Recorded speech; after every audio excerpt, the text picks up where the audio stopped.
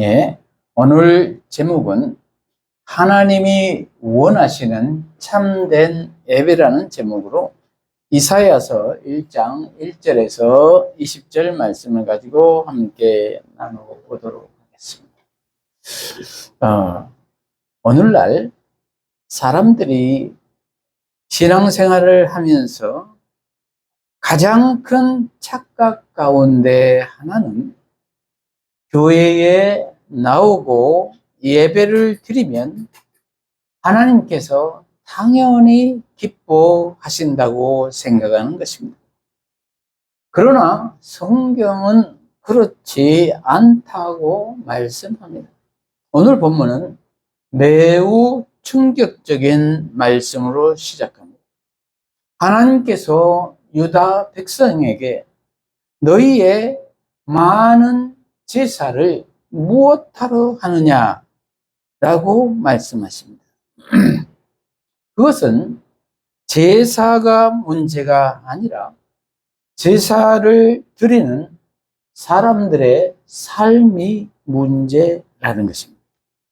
그들은 예배당에서는 하나님을 섬기지만 세상에서는 죄를 즐기고 있었습니다. 오늘날도 그러한 모습들이 있지 않나요? 하나님을 두려워하지 않는 모습들, 말과 행실이 일치하지 않는 삶을 살면서도 아무런 죄책감을 느끼지 않고 사는 신앙인들 말입니다.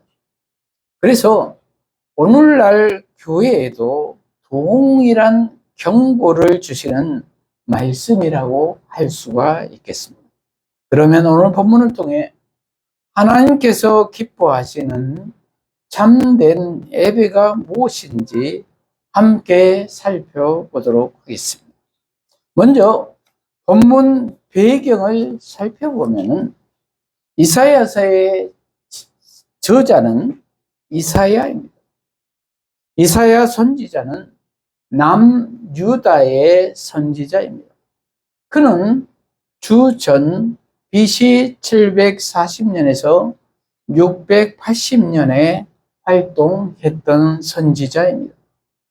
예수님 오시기 전 약 700년 전에 활동한 선지자라는 것입니다. 그 당시의 왕들은 우시야, 요담, 아하스, 히스기야 왕이었습니다.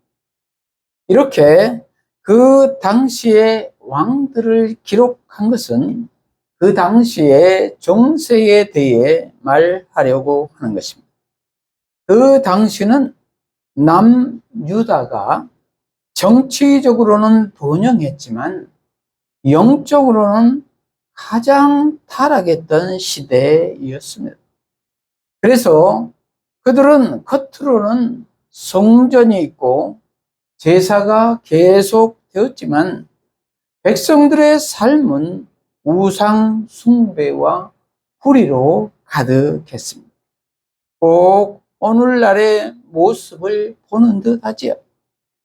하나님은 이런 백성을 향하여 사랑의 책망과 회개의 초청을 동시에 주시고 계십니다. 첫째로 하나님은 형식적인 신앙을 미워하신다. 하나님은 형식적인 신앙을 미워하신다. 1절부터 보면은 유다왕 우시야와 요담과 아하스와 히스기야 시대에 아모스의 아들 이사야가 유다와 예루살렘에 관하여 본 계시라, 이렇게 기록하고 있습니다. 이러한 시대에 이사야가 유다와 예루살렘에 관하여 본 계시라는 것입니다. 본 계시라는 것은 단순히 눈으로 본 것이 아니라 하나님께서 보여주신 영적인 환상이라는 것입니다.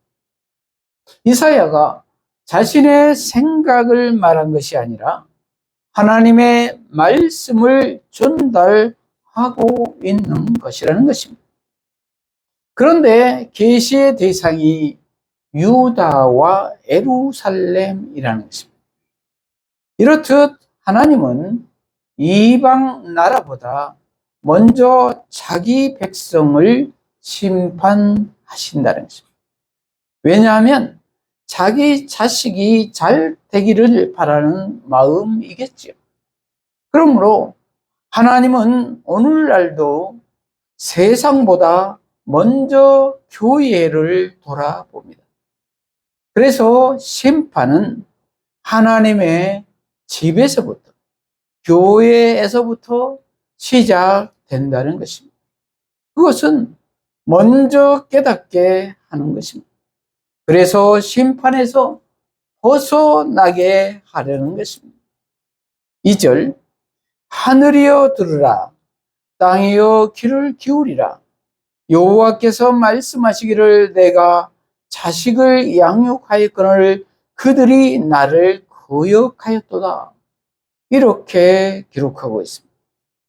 하늘이여 들으라, 땅이여 귀를 기울이라 라는 표현은 모세가 신명기 32장에서 사용했던 표현입니다.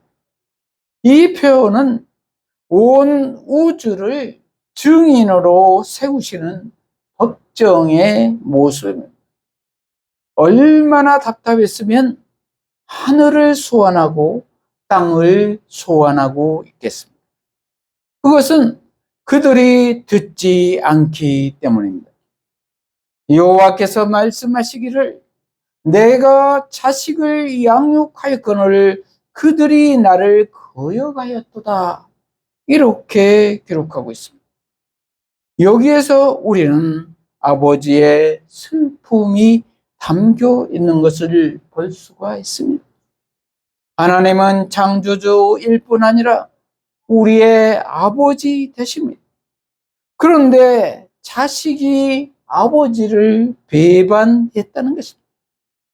그러면 어떻게 배반했다는 것입니까? 하나님을 떠났다는 것입니다. 하나님이 없는 것처럼 산다는 것입니다. 눈 가리고 아웅하는 삶을 살고 있다는 것입니다. 위선적 삶을 살고 있다는 것입니다. 마음에서는 하나님을 떠났고 행위로는 하나님을 예배하는 것처럼 산다는 것입니다. 종교인처럼 산다는 것입니다. 그것을 하나님은 가장 슬퍼하신다는 것입니다. 그러므로 하나님의 가장 큰 아픔은 하나님의 백성이 하나님을 떠나는 것입니다. 하나님과 관계하지 않는 것이라는 것입니다. 상관없는 삶을 산다는 것입니다. 3절, 소는 그 임자를 알고 나귀는 그 주인의 구유를 알건만은 이스라엘은 알지 못하고 나의 백성은 깨닫지 못하는도다 하셨도다. 이렇게 기록하고 있습니다. 그 당시 소와 나귀는 가장 둔한 동물로 여겨졌습니다. 그런데도 그 동물들도 자기 주인을 안다는 것입니다. 그러나 하나님의 백성은 하나님을 모른다고 말씀합니다. 금수만 또 못하다는 것이지. 그리고 여기에서 모른다는 것은 지식이 없는 것이 아니라 관계를 잃어버렸다는 뜻입니다. 예배는 드리지만 하나님과의 관계가 끊어진 상태라는 것입니다. 저와 여러분은 어떻습니까? 교회는 오래 다녀도 하나님과 친밀함이 없다면 이 말씀 앞에 자신을 돌아보아야 할 줄로 믿습니다. 4절, 슬프다 범죄한 나라요 허물진 백성이요 행악의 종자요 행위가 부패한 자식이로다.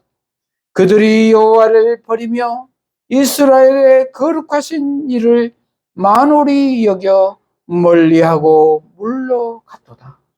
이렇게 기록하고 있습니다. 여기에서는 죄에 대한 5가지를 진단합니다. 범죄한 나라, 허물진 백성, 악행의 종자, 행위가 부패한 자식, 하나님을 버린 자입니다. 이렇듯 죄는 행동 이전에 하나님을 떠난 상태입니다. 그러므로 죄의 뿌리는 하나님과의 단절입니다. 5절, 너희가 어찌하여 매를 더 맞으려고 배역을 거듭하느냐. 온 머리는 병들었고 온 마음은 피곤하였으며 발바닥에서 머리까지 성한 곳이 없이 상한 것과 터진 곳과 새로 맞은 흔적뿐이거든. 그것을 짜며 싸매며 기름으로 부드럽게 함을 받지 못하였도다. 이렇게 기록하고 있습니다. 이스라엘을 온 몸이 병든 사람으로 비유합니다. 머리부터 발끝까지 성한 곳이 없다는 것입니다. 그러나 상처, 멍, 새 상처 모두 치료받지 못했다는 것입니다. 이것은 국가 전체가 죄로 인해 영적으로 병들었다는 의미입니다. 죄는 시간이 지난다고 저절로 낫지 않습니다. 오히려 더 깊어집니다. 그러므로 그들은 회개하지 않습니다. 저와 여러분은 어떻습니까? 죄를 치료하십니까? 그런데 누가 죄를 치료하겠습니까? 이 세상에는 없습니다. 치료자는 오직 예수 그리스도밖에 없습니다. 그러므로 오직 예수 그리스도로 치료받는 저와 여러분이 되시기를 바랍니다. 7절, 너희의 땅은 황폐하였고 너희의 성읍들은 불에 탔고 너희의 토지는 너희 목전에서 이방인에게 삼켜졌으며 이방인에게 파괴됨 같이 황폐하였고 딸 시온은 포도원의 망대같이 참외밭의 원두막같이 에워싸인 성읍같이 겨우 남았도다. 이렇게 기록하고 있습니다. 유다는 이미 하나님의 징계를 받고 있다는 것입니다. 땅은 황폐해지고 성읍은 불탔으며 외국인이 침략했다는 것입니다. 열왕기하 18장에서 13장 16절에 보면 아시리아 사네빗 왕의 침략으로 모두 점령당한 비참한 상황을 이사야가 묘사